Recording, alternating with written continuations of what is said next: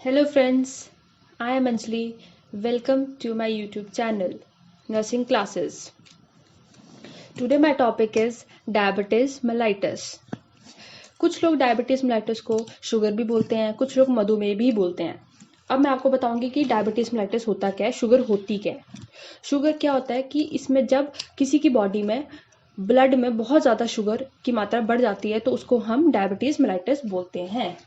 अब मैं आपको उसकी डेफिनेशन पढ़ा के बताऊंगी कि diabetes is a life long chronic disease. ये एक लाइफ लॉन्ग है, मतलब ये लॉन्ग टाइम के लिए चलती है, ठीक है, ये जो डिजीज है। And is a group of metabolic disorder. ये एक ग्रुप है किसका? मेटाबॉलिक डिसऑर्डर का, जो करेक्टराइज्ड कर रहा है कि high level of sugar in blood. मैंने आपको बताया कि जब हाई लेवल, बहुत ज्यादा शुगर का जो लेवल है वो बढ़ जाता है कि कहाँ पे? ब्लड में जाके, ठीक है।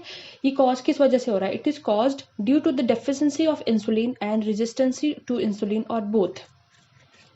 ये किस वजह से कॉज हो रहा है? डेफिशिएंसी ऑफ इंसुलिन की वजह से, या तो रेजिस्टेंसी होगी किसकी? इंसुलिन की। मेन बात याद रखना कि शुगर में जो है इंसुलिन बहुत बड़ा प्ले रोल करता है, ठीक है। ये बहुत, मतलब इसका जो रोल है वो बहुत बड़ा होता है। नाउ इसमें क्या होता है कि शुगर के साथ साथ क्या होता है कि और भी सिस्टम्स को अटैक करता है। जो पेशेंट, शुगर के जो पेशेंट्स होते हैं उसमें क्या होता है कि और सिस्टम्स को भी ये बहुत ज़्यादा अटैक करता है, जैसे हार्ट को अटैक करेगा, किडनी को अटैक करेगा। अब ये जो शुगर के जो पेशेंट्स होते हैं, इनमें क्या होता है कि इनके यूरिन में जो होता है ग्लूकोज की मात्रा बहुत ज़्यादा होती है, ठीक है। हमें कैसे पता चलेगा कि ये शुगर के पेशेंट्स है, डायबिटीज़ के पेशेंट्स है? इनमें क्या होता है कि इनको प्यास बहुत ज़्यादा लगती है, ठीक है। इनको पेशाब ज़्यादा आता है, ये बार बार पानी पीते हैं, इनको भूख ज़्यादा लगती है, ठीक है। थोड़ा सा भी कोई काम करेंगे तो इनको थकावट होना शुरू हो जाएगी, ठीक है। इसमें मेन एक सिम्टम होता है, जैसे कि घाव। इनका जो घाव होता है वो बहुत लेट भरता है, जैसे इनको कहीं भी लग जाएगी, किसी भी चीज़ से इंजरी हो जाएगी, तो इससे क्या होगा कि इनका जो घाव है बहुत लेट भरेगा, ठीक है। इसमें एक और चीज़ आती है कि इनमें हैवीनेस हो जाती है, इनके जो पाँव में जो बहुत हैवीनेस हो जाती है, स्वेलिंग हो जाती है, ठीक है। इन पेशेंट्स को जो है बहुत जल्दी इन्फेक्शन होने के चांसेस होते हैं। अब मैं आपको बताऊंगी कि डायबिटीज मेलाइटिस होता कैसे है, शुगर होती कैसे है, ठीक है। अब इसमें क्या होता है कि जब हम खाना खाते हैं, ठीक है, कोई भी इंसान है जब जब कोई खाना खा रहा है तो वो ट्रैवल होके हमारे कहाँ जाता है? डाइजेस्टिव ट्रैक में, हमारे पेट में, ठीक है। जैसे ही हम खाना खाएंगे तो वो ट्रैवल होके कहाँ जाएगा? हमारे डाइजेस्टिव ट्रैक में। डाइजेस्टिव ट्रैक में जाने के बाद ये क्या होता है कि जो हमारा खाना होता है वो टूट जाता है, ठीक है, टूटता है थोड़ा थोड़ा, छोटे छोटे होके वो न्यूट्रिएंट्स बन जाते हैं। न्यूट्रिएंट्स बन जाए, न्यूट्रिएंट्स क्या होते हैं? हमारे वाइटामिन हो गए, हमारे मिनरल्स हो गए, ठीक है। ब्रेक डाउन हो जाता है हमारा जो खाना होता है, ठीक है। ब्रेक डाउन होने के बाद क्या ये ऑब्जॉर्व हो जाता है कहाँ पे? हमारे ब्लड में जाके, ठीक है। ये कहाँ पे जो हमने खाना खाया होता है वो न्यूट्रिएंट्स बन जाते हैं। न्यूट्रिएंट्स बनने के बाद क्या है कि ये कहाँ चले जाते हैं? जाके ऑब्जॉर्व कहाँ हो जाते हैं? हमारे ब्लड स्ट्रीम में, ठीक है। जैसे ही ब्लड स्ट्रीम में जाके ऑब्जॉर्व हो जाएंगे तो ये इसमें से एक न्यूट्रिएंट जो होता है वो ग्लूकोज भी होता है, ठीक है। इसमें एक न्यूट्रिएंट हमारा ग्लूकोज भी होता है। अब ग्लूकोज क्या होता है कि ग्लूकोज कहाँ जाके स्टोर हो जाएगा? हमारे स्टमक में, ठीक है। स्टमक में जाके ये स्टोर हो जाता है और ये एंटर कर जाता है ब्लड स्ट्रीम में। उसके बाद क्या होता है कि ये हर एक बॉडी सेल्स की बॉडी में चला जाता है, ठीक है। हमारी बॉडी के जो सेल होते हैं उनमें ये ट्रैवल करता है, ठीक है। ये जो भी ग्लूकोज है ये वहाँ जाके ट्रैवल करना शुरू कर देगा। अब मैं आपको बताऊंगी कि हमारी बॉडी में एक ऑर्गन होता है, इसको हम बोलते हैं पैनक्रियाज, ठीक है। ये पैनक्रियाज एक ऑर्गन होता है, ठीक है। ये क्या करता है? ये किस में हेल्प करता है? हार्मोन्स और एंजाइम्स को रिलीज करता है। ये जो पैनक्रियाज होते हैं हमारे बॉडी में, इनका बहुत बड़ा रोल होता है डायबिटीज मेलाइटिस में, शुगर में, ठीक है। ये क्या होता है कि ये हार्मोन्स और एंजाइम्स को रिलीज करते हैं, ठीक है। अब जब ये रिलीज करेंगे तो इनमें दो सेल्स होते हैं, ठीक है। दो हार्मोन्स होते हैं इनमें, एक होते हैं बीटा सेल्स, एक होते हैं अल्फा सेल्स, ठीक है। दो हार्मोन्स होते हैं पैनक्रियाज में, इनका नाम है बीटा सेल्स और अल्फा सेल्स, ठीक है। अब याद रखना कि जो अल्फा सेल्स होते हैं वो ग्लाइकोगोन को, हार्मोन्स को रिलीज करते हैं, उनको बाहर निकालते हैं। ये जो अल्फा सेल्स होते हैं ये एक हार्मोन है जो किसको? ग्लाइकोगोन हार्मोन को क्या करता है? बाहर निकालता है, रिलीज करता है, ठीक है। बट अभी जो बीटा सेल है, अब बीटा सेल क्या करता है? बीटा सेल भी एक हार्मोन है, ये क्या करता है? ये इंसुलिन को बाहर निकालता है, इंसुलिन को रिलीज करता है, ठीक है। ये इंसुलिन एक हार्मोन है, उसको क्या करता है? रिलीज करता है, बाहर निकालता है, ठीक है।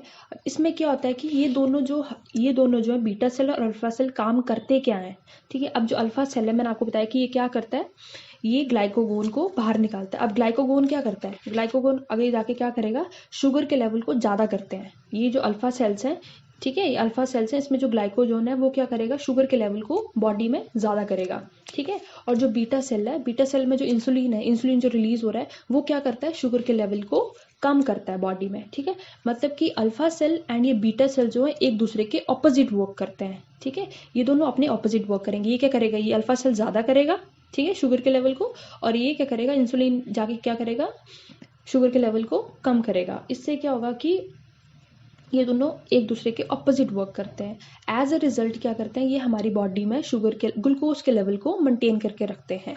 ठीक है, इससे क्या होता है कि नॉर्मल बंदे में क्या होता है, ये नॉर्मल एक ह्यूमन का प्रोसेस है कि ये दोनों जो है एक दूसरे के ऑपोजिट वर्क करते हैं। जब ये दोनों ठीक काम करेंगे तो इससे क्या होगा कि हमारे ग्लूकोज का लेवल जो है बॉडी में बिल्कुल मेंटेन रहेगा। ठीक है, बट हम अब बात कर रहे हैं डायबिटीज़ की, हम शुगर की बात करेंगे, शुगर में क्या प्रॉब्लम आती है। ठीक है, तो शुगर में क्या होता है, अब मैं आप खाली शुगर की बात करूँगी तो शुगर में क्या होगा, इंसुलिन बहुत बड़ा काम करता है। मैंने आपको पीछे भी डेफिनेशन में बताया कि इंसुलिन का बहुत बड़ा काम होता है डायबिटीज़ में। ठीक है, तो वो क्या होता है कि बीटा सेल, मैंने आपको बताया कि बीटा सेल क्या करता है, इंसुलिन को निकालता है, बाहर निकालता है, इंसुलिन प्रोड्यूस करता है ये बीटा सेल। ठीक है, तो मैं अब आपको इसके बारे में पढ़ाऊंगी। इसमें क्या होता है कि अब जैसे इमेजिन कर लो ये ब्लड है, ठीक है, ये यहाँ पे ये ब्लड स्ट्रीम है हमारी। ठीक है, यहाँ ब्लड है और ये ग्लूकोज है। अब मैंने आपको डेफिनेशन में क्या बताया था कि हमारे ब्लड में जो है ग्लूकोज की मात्रा बहुत ज़्यादा हो जाती है। ठीक है, तो ये ब्लड है हमारा, ठीक है, और ये ग्लूकोज है। अब हमने क्या करना है, हमने कैसे इस ग्लूकोज को बाहर निकालना है। ठीक है, क्योंकि उसमें क्या होता है, शुगर में क्या होता है कि ग्लूकोज की मात्रा बहुत ज़्यादा हो जाती है, कहाँ पे, ब्लड में। तो हमने ग्लूकोज को बाहर निकालना है अब, कि वो बाहर आएगा तो ही आपका बॉडी में मेंटेन रहेगा। ठीक है, ग्लूकोज मेंटेन रहेगा। तो इसके लिए क्या करना है कि यहाँ पे हमारे टिश्यू सेल्स होते हैं, इधर इधर यहाँ पे हमारे 3 टिश्यू सेल्स होते हैं। आप इमेजिन कर लो कि यहाँ हमारे 3 टिश्यू सेल्स होते हैं। ठीक है, उन टिश्यू सेल्स के ऊपर एक रिसेप्टर होता है। ठीक है, यहाँ पे एक रिसेप्टर होता है, टिश्यू सेल्स के ऊपर एक रिसेप्टर होता है।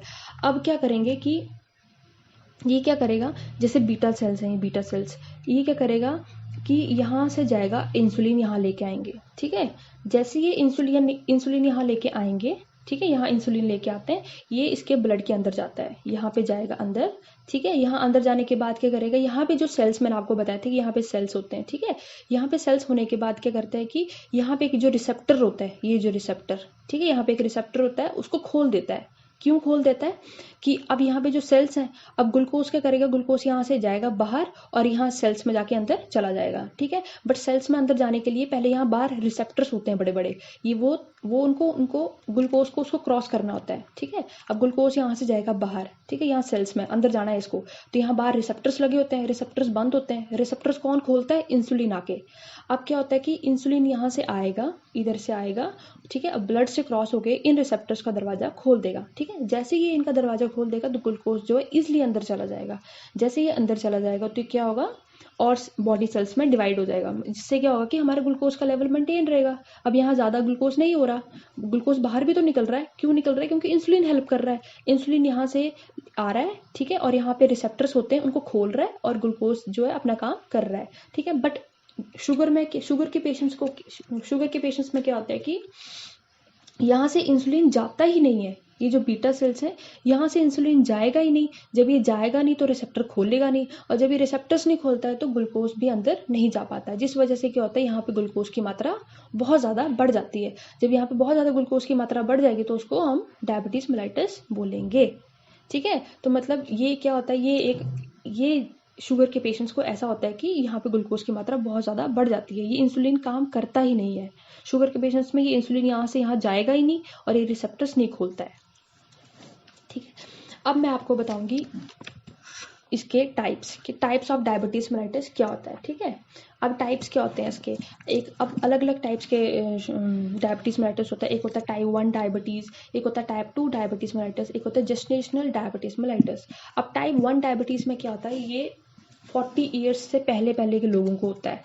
जो टाइप 1 डायबिटीज़ है वो 40 ईयर्स के पहले के लोगों को हुआ होता है। ठीक है, 40 ईयर्स के बाद नहीं होता ये टाइप 1, ये 40 ईयर्स के पहले के लोगों को होता है। ठीक है, इसमें क्या होता है कि ये इंसुलिन डिपेंडेंट डायबिटीज़ है। ये एक इंसुलिन, इनको जो टाइप 1 के डायबिटीज़ वाले पेशेंट्स होते हैं इनको इंसुलिन की ज़रूरत होती है, क्योंकि इंसुलिन बनता ही नहीं है इनमें, इंसुलिन ज़रा भी नहीं बनता, ये इंसुलिन इनको बाहर से लेना पड़ता है। कैसे? जैसे देखो पीछे मैंने आपको बताया कि इसमें पता है क्या होता है, इसमें ये जो पेनक्रियाज होते हैं, ये जो बीटा सेल्स होते हैं ये डिस्ट्रॉय हो जाते हैं। टाइप 1 में क्या होता है, ये जो बीटा सेल्स हैं वो डिस्ट्रॉय हो जाते हैं। ठीक है, जब ये डिस्ट्रॉय हो जाएंगे तो इंसुलिन जाएगा ही नहीं यहाँ पे। ठीक है, तो इसीलिए टाइप 1 में क्या होता है कि पेनक्रियाज जो है, पेनक्रियाज के अंदर जो बीटा सेल्स होते हैं, ये जो बीटा सेल्स होते हैं ये डिस्ट्रॉय हो जाते हैं। वो डिस्ट्रॉय अब क्यों होते हैं?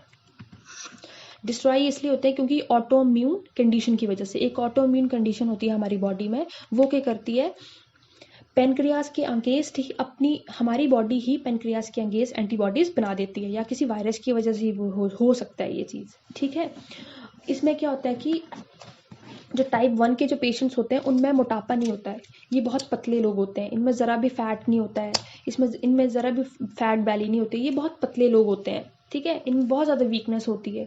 ठीक है, और इनकी ट्रीटमेंट यही रहती है कि हमने इनको बाहर से इंसुलिन देना होता है। ठीक है, इसलिए मैंने आपको यहाँ लिखा है कि it is also called insulin dependent diabetes, मतलब इसको हम बाहर से इंसुलिन लगाएंगे और विथ टैबलेट्स देंगे। ठीक है, अब आता है type 2 diabetes mellitus. Type 2 diabetes mellitus में क्या होता है, ये 40 ईयर्स के बाद होता है। अब मैंने आपको डिफरेंस बता दिया कि टाइप 1 क्या होता है, टाइप 1 में 40 ईयर्स से पहले होता है, उसको हम बोलते हैं टाइप 1 डायबिटीज। टाइप 2 उन लोगों को होता है जो 40 ईयर्स के बाद के एज के होते हैं। ठीक है, ये उनको होता है मोस्टली मैंने आपको लिखा कि ये यहाँ लिखा भी है, मोस्टली ये एडल्ट को होता है। और इसमें क्या होता है, ये लोग जो होते हैं बहुत ज़्यादा मोटे होते हैं। ठीक है, इनमें फैट बहुत ज़्यादा होता है, इनमें बेली फैट बहुत ज़्यादा होता है। ठीक है, इसमें क्या होता है, इसमें इंसुलिन भी होता है। ठीक है, इसमें इंसुलिन होता है, जैसे देखो इसमें इंसुलिन भी होता है, इसमें पेनक्रियास अपने काम कर रहे हैं। पिछले में आपको टाइप 1 में मैंने क्या बताया था कि पेनक्रियास बीटा सेल्स डिस्ट्रॉय ही हो जाते हैं, बट इसमें ऐसा नहीं होता है, इसमें बीटा सेल्स भी होते हैं, इसमें थोड़ा बहुत इंसुलिन भी होता है, थोड़ा बहुत इंसुलिन यहाँ से ज़रूर जाता है। ठीक है, यहाँ से जब जाएगा तो क्या होगा कि यहाँ से जाता ज़रूर है, बट यहाँ आके जो रिसेप्टर्स होते हैं ना, ये रिसेप्टर्स की सेंसिटिविटी खत्म हो जाती है। टाइप 2 में याद रखना कि इसमें इसकी सेंसिटिविटी खत्म हो जाती है। जब यहाँ से इंसुलिन जाना ज़रूर है, जाता ज़रूर है, बट ये अंदर नहीं जा पाता है, ये उसका दरवाज़ा नहीं खोल पाता है। क्यों नहीं खोल पाते? क्योंकि रिसेप्टर्स की सेंसिटिविटी खत्म हो जाती है। जब रिसेप्टर्स की सेंसिटिविटी खत्म हो जाएगी तो ग्लूकोज यहाँ पे बहुत ज़्यादा बढ़ जाएगा, जिस वजह से उसको टाइप 2 डायबिटीज मेलाइटिस हो जाता है। ठीक है, याद रखना कि टाइप 2 डायबिटीज मेलाइटिस में क्या होता है, इन रिसेप्टर्स की सेंसिटिविटी जो होती है वो खत्म हो जाती है। ठीक है, इतना मतलब कि बॉडी को इतना इंसुलिन मतलब मिल नहीं रहा होता है। ठीक है, और ये जो पेशेंट्स होते हैं, ये इनकी डाइट, इनको ज़्यादा अपने डाइट का ध्यान रखना पड़ता है, इनको डाइट ज़्यादा अच्छे से लेनी होती है। ठीक है, इनमें ट्रीटमेंट एक यही चीज़ हम ट्रीटमेंट देते हैं कि हमने टैबलेट्स देनी है। टैबलेट्स भी क्यों देनी है? क्योंकि ये जो रिसेप्टर्स हैं, यहाँ के जो रिसेप्टर मैंने बताए थे आपको, इस रिसेप्टर की सेंसिटिविटी को बढ़ाने के लिए हम मेडिसिन देते हैं। ठीक है, टाइप 2 में क्या करना है, हमने ट्रीटमेंट क्या देनी है, इसमें रिसेप्टर की सेंसिटिविटी को बढ़ाने के लिए हम टैबलेट्स देते हैं।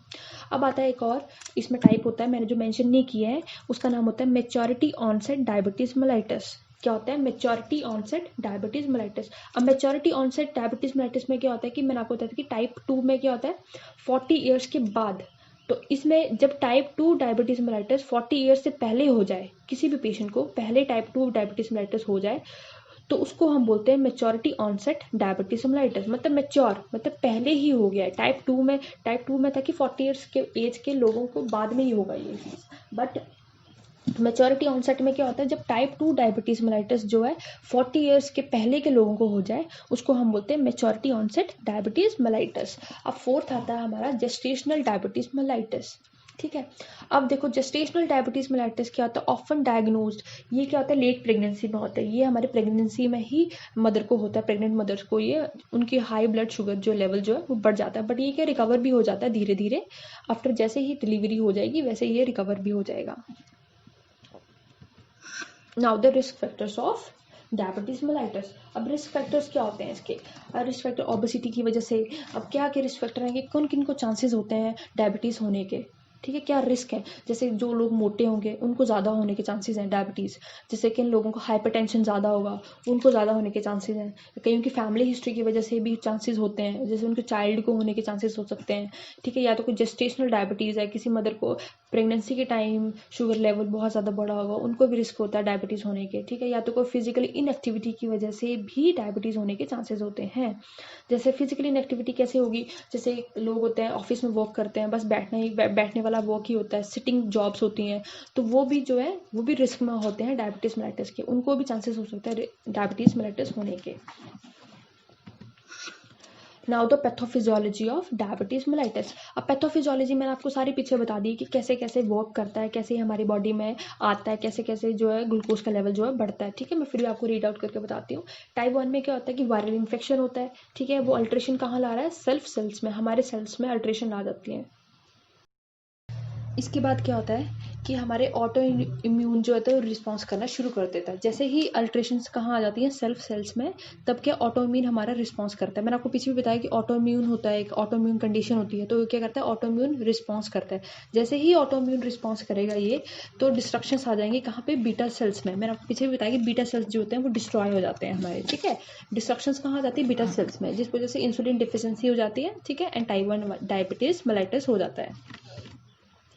Now the type 2 diabetes mellitus. Type 2 diabetes mellitus में क्या होता है, इसमें इम्पेयर हो जाती है इंसुलिन सिक्रीशंस इन पैनक्रियास। इसके बाद increase glucose production in liver, then increased glucose and leads to receptors and post receptor defects. मैंने रिसेप्टर्स की बात पीछे भी की थी कि रिसेप्टर्स जो होते हैं उनकी सेंसिटिविटी कम हो जाती है, उनमें डिफेक्ट आ जाता है। जैसे ही डिफेक्ट आ जाएगा तो इंसुलिन इतना नहीं वर्क कर पाएगा, ठीक है। इंसुलिन रेजिस्टेंस ही हो जाएगी इन पेरिफेरल टिश्यूज में टिश्यू सेल्स होते हैं वहाँ पे, ठीक है। वो क्या करता है, क्या करता है वो टाइप 2 डायबिटीज मेलाइटिस करता है, ठीक है।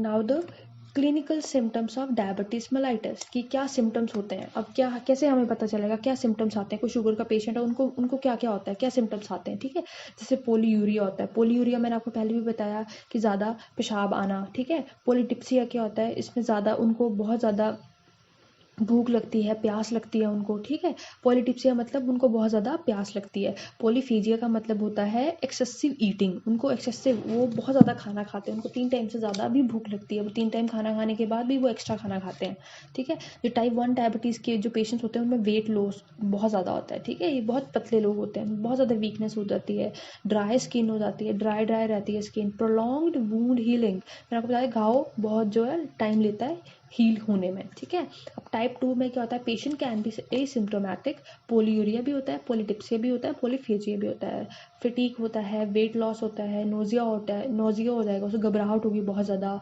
वॉमिटिंग होगी उसको, ठीक है। नाउ द, अब मैं इसके बताऊंगी कि क्या टेस्ट होते हैं। मैंने अब यहाँ मेंशन नहीं किया ये चीज़, अब मैं आपको बताऊंगी कि क्या क्या टेस्ट करवाते हैं इसमें हम डायबिटीज़ मेलाइटिस में, ठीक है। किसी कोई शुगर का पेशेंट है जैसे, उसको क्या क्या टेस्ट करवाने चाहिए। जैसे 3 टेस्ट होते हैं इसमें, एक होता है फास्टिंग ब्लड शुगर टेस्ट, ठीक है, एक होता है पोस्ट प्रेंडियल टेस्ट, एक होता है HbA1c टेस्ट, ठीक है। वो कैसे होगा, अब जो फास्टिंग ब्लड शुगर टेस्ट होता है वो क्या होता है, वो खाली पेट होता है, ठीक है। ये खाली पेट कैसे होगा, ये उसने क्या 8 घंटे पहले कुछ ना खाया हो, 8 घंटे तक उसने कुछ ना खाया हो, ठीक है। तब क्या करते हैं हम फास्टिंग ब्लड शुगर टेस्ट करते हैं, और ये ज़्यादा से ज़्यादा जो है मॉर्निंग में होता है, ठीक है, मॉर्निंग में किया जाता है। जब इसका लेवल, इसका जो लेवल होता है, इसकी जो नॉर्मल वैल्यू होती है वो 125 होती है। जब इसका लेवल 125 से ज़्यादा हो जाएगा तब हम कंसीडर करेंगे कि हाँ, कि ये जो पेशेंट है वो डायबिटीज़ मेलाइटिस का है। सेकेंड टेस्ट कौन सा होता है इसमें, पोस्ट प्रेंडियल, ठीक है। पोस्ट प्रेंडियल में क्या होता है कि इसमें पेशेंट ने जो होता है अच्छे से खाना खाया होता है, उसका पेट जो होता है वो भरा होता है, उसके 2 घंटे बाद हम ये टेस्ट करते हैं, ठीक है। इसमें क्या होता है कि जब 200 से लेवल इसका बढ़ जाता है तो उसको हम कंसीडर करेंगे कि हाँ, ये डायबिटीज़ का पेशेंट हो सकता है, ठीक है। अन्य थर्ड जो होता है हमारा HbA1c, ठीक है। ये टेस्ट होता है जिसमें 6.5 से ज़्यादा रेंज आ जाए, मतलब इंक्रीज हो जाए, तो हम उसको कंसीडर करेंगे कि हाँ, वो डायबिटीज़ का पेशेंट है। Now the management of diabetes mellitus. अब क्या मैनेजमेंट, हम कैसे क्योर करेंगे, ठीक है, हम कैसे कैसे क्योर करेंगे।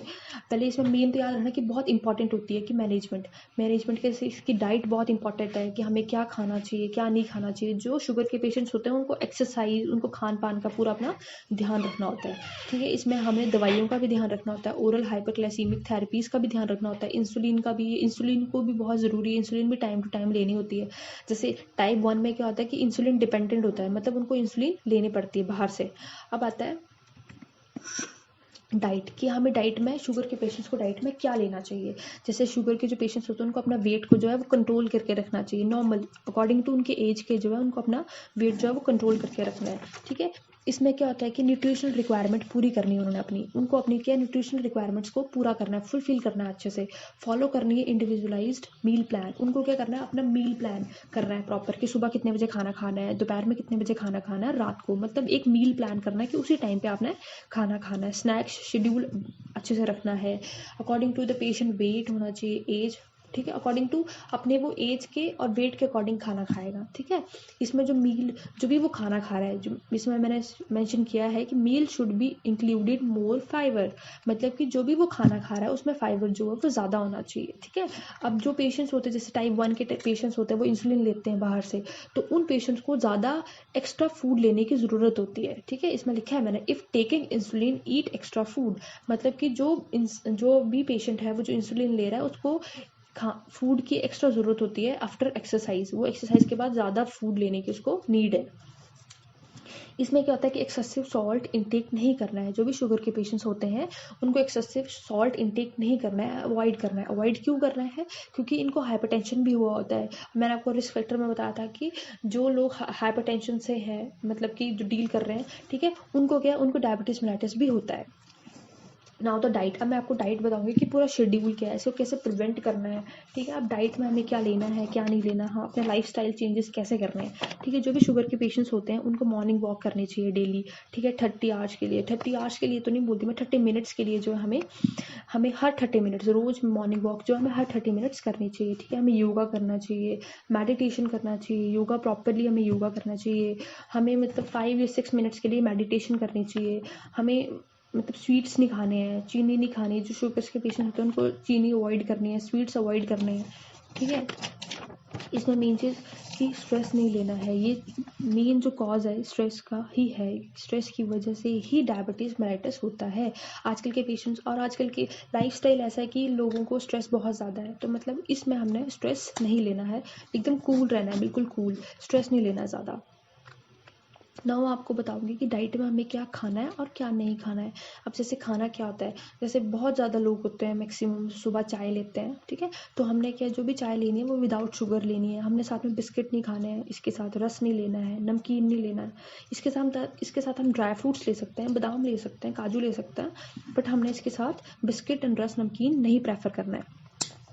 अब हम ब्रेकफास्ट क्या लेंगे, हम ब्रेकफास्ट में हम 1 ग्लास मिल्क ले सकते हैं, दही ले सकते हैं, दलिया ले सकते हैं, ठीक है, बेसन का चीला ले सकते हैं, दाल का चीला ले सकते हैं, ठीक है, हम इसमें ओट्स ले सकते हैं। ठीक है, अब इसमें लंच में क्या लेंगे हम, लंच में आप बात याद रखना कि लंच में हमें सैलेड लेना ही लेना है, हाफ आपका सैलेड होना चाहिए और हाफ आपका खाना होना चाहिए। आपका सैलेड होना चाहिए, सलाद होना चाहिए, वेजिटेबल्स आप खाओगे तो वाइल्ड वेजिटेबल्स खाने हैं, जैसे थोड़े से राजमा होने चाहिए, दाल होनी चाहिए, पनीर होना चाहिए, फ़िश भी हो सकती है, दलिया, थोड़ा सा राइस भी हो सकते हैं, फ्रूट्स भी लेना आप ले सकते हैं, प्रेफर कर सकते हैं, वेजिटेबल्स हो गए, सूप्स होगी।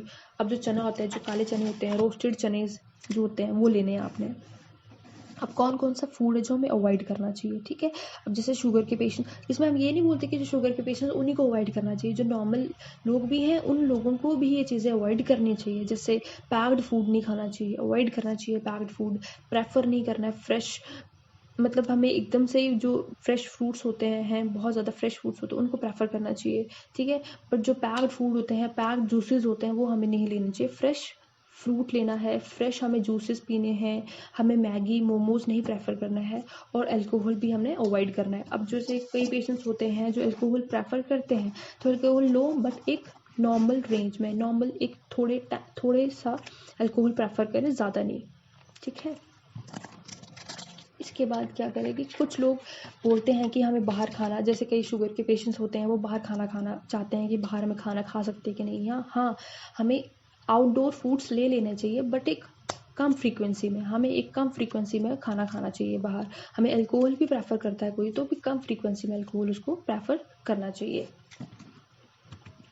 नाउ द एक्सरसाइजेज में क्या होता है कि फिजिकल एक्टिविटी करनी चाहिए हमें। क्यों करनी चाहिए? कि वेट को प्रॉपर मेंटेन करना है, ठीक है। इंसुलिन इंप्रूव करनी है हमने इंसुलिन सेंसिटिविटी के लिए, ठीक है। हमने अपना ब्लड शुगर लेवल जो है 10, इससे क्या होता है कि जब हम इंप्रूव करेंगे अपनी इंसुलिन सेंसिटिविटी तो हमारा ब्लड ग्लूकोज लेवल भी नॉर्मल रहेगा, ठीक है। हमें एक्सरसाइज करनी है तो सेम टाइम पे करनी है। जिस टाइम आप जैसे सुबह 8 बजे एक्सरसाइज कर रहे हैं तो आपको रोज सुबह 8 बजे ही एक्सरसाइज करनी है। Duration of the day avoid करना है ट्रॉमा तुम्हारी आपकी एक्सट्रीमिटीज़ में। जो भी शुगर के पेशेंट्स होते हैं उनको ट्रॉमा नहीं होना चाहिए, उनको कहीं लगनी नहीं चाहिए, उनके पाँव में नहीं लगनी चाहिए, उनके एक्सट्रीमिटीज़ में नहीं लगनी चाहिए। उनको यूज़ अ प्रॉपर फुटवेयर, उनको प्रॉपर फुटवेयर करने हैं यूज़, ठीक है। उनको प्रॉपरली अपनी अच्छी सी सॉक्सेस डालनी है। जब वो कभी भी एक्सरसाइज करने जाते हैं, वॉक करने जाते हैं, मॉर्निंग वॉक, तो उनको प्रॉपर फुटवेयर पहनने हैं, अच्छे से सॉक्सेस डालनी है, ठीक है। इसमें अवॉइड करना है exercises in extreme heat and cold. मतलब हमें मतलब जो शुगर के पेशेंट्स होते हैं उनको अवॉइड करना है कि ना ज़्यादा ठंड में एक्सरसाइज करने, ना ज़्यादा गर्मी में। उनको ज़्यादा have snacks after the exercise.